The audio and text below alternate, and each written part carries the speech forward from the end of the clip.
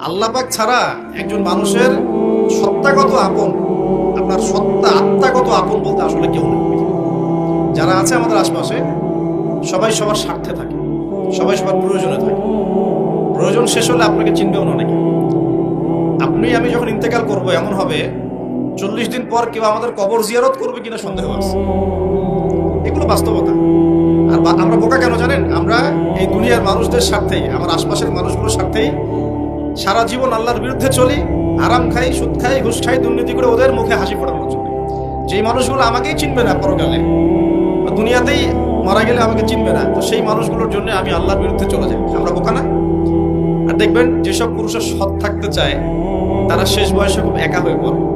খেয়াল করে দেখেন, যে পুরুষটা সৎ থাকতে চায় শেষ বয়সে গিয়ে দেখবেন তারা খুব একাকিত্বে ভুগছে। এখন একটা কমন সমস্যা, এটা অনেক প্রবীণ মানুষ যারা আছেন তারা কিন্তু একাকিত্ব